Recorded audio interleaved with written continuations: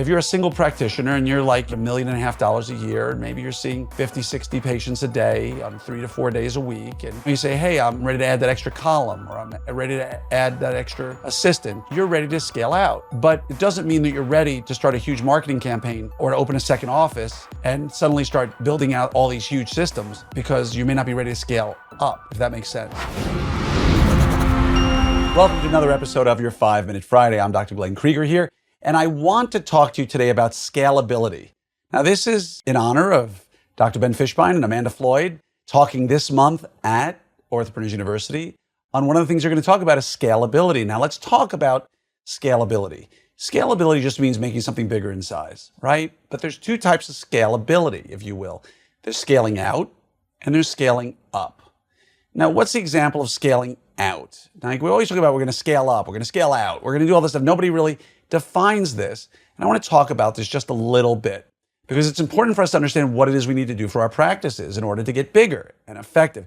Because everybody says, I'm ready to scale. Now, like, what does that mean? I'm ready to scale. So let's talk about scaling out. Scaling out would be adding more components in a parallel way is how it's defined. I even had to look at it and see it again.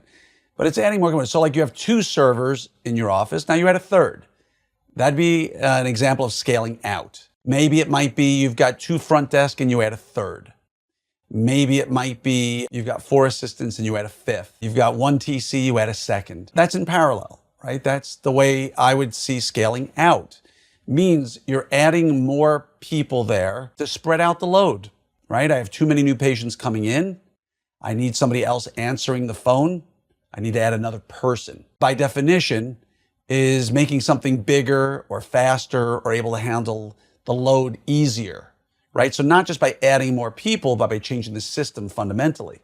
So an example of that might be instead of you having your front desk answer the phone, now you have a call center, right? Maybe instead of sending things out to the lab, because it's not coming back fast enough, you create your own in-office lab stuff, right? So what are some examples of things that I've done in my practice that you should be considering about it? And when should you be considering it, right? So if you have 2 doctors working a $2 million practice, right? You might have had one doctor doing $1.5 million and he said, well, I'm going to scale out. I'm going to add another doctor to this. Well, you know, if your plan long-term is to have 2 doctors working a $2 million practice, unless your overhead is insanely low, maybe it doesn't make a whole lot of sense. Maybe you should be figuring out ways to handle the capacity in a better way.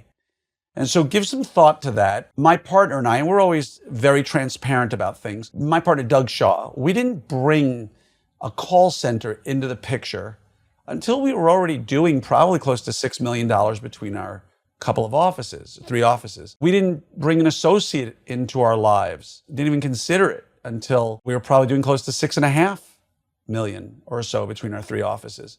Now, for some people who are coming towards the end of their career, or maybe they want to work less hours, you know, bringing somebody in at $1 million or $1.5 million or $2 million. And to be honest, the way our practices were running, bringing somebody in wasn't necessarily about capacity because we could have handled the capacity pretty easily. It was just about a number of days working and not working, you know, 225 days a year. And I want to talk to you. If you're working 225 days a year out there, God bless you, but we need to talk. Let's get back to scaling out. You know, call center is something that we did, and it takes lots of time and energy and effort, and we can talk about that another time. There's a lot to learn about building your own call center. It's not as easy as just, you know, getting people to answer the phone in the back room.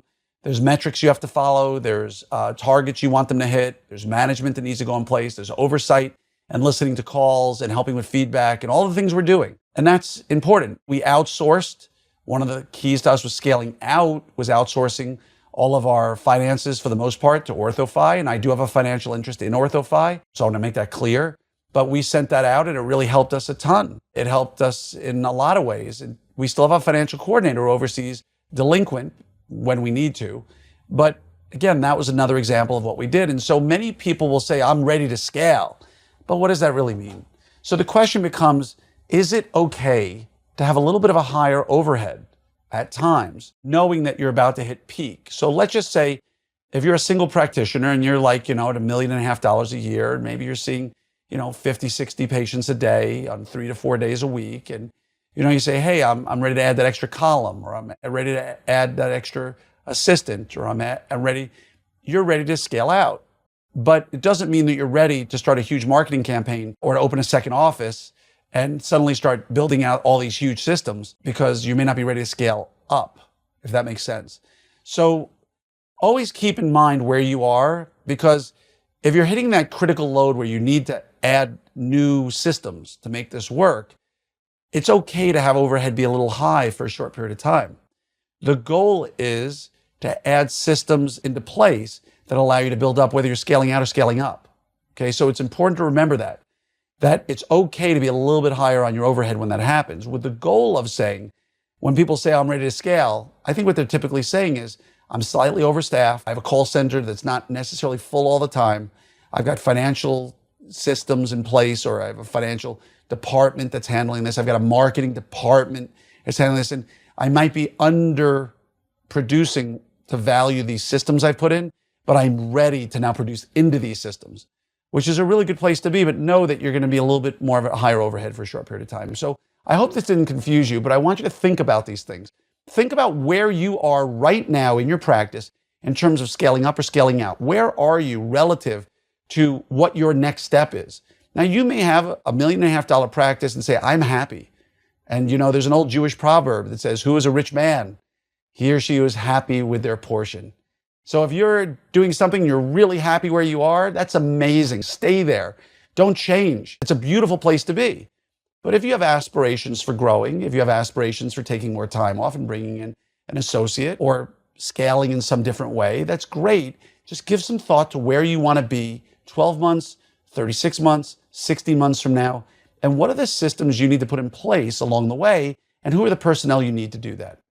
And good news for you, Ben Fishbein and Amanda Floyd are going to teach a course on April 1st called Scalability and Marketing. I don't remember the exact name. I'll go look it up right now. But it's Practice Management and Marketing for Growth and Scalability. You do not want to miss this course. Some of the biggest, baddest, amazing practices have been through their in-office course, which I hope you'll get to one day. But this is a great way for you to hear some amazing stuff for you and your team. And you don't need to be there live. You get 90 days to watch this. So go sign up, click the link in this description below or above, and sign up for the course. You get 90 days to watch it. You don't have to be there live, and you can watch it as many times as you want during those 90 days. You can sign up for the Done For You notes, which are amazing. They're almost word-for-word transcriptions that I review before they get handed out. And you can even buy extended access if you want to keep this for a year or so. So go sign up. I promise it's going to be amazing. I'm always here for you if you ever need anything, and just much love to each and every one of you. And know that I want to see you live a more profitable, lower stress life. Take care.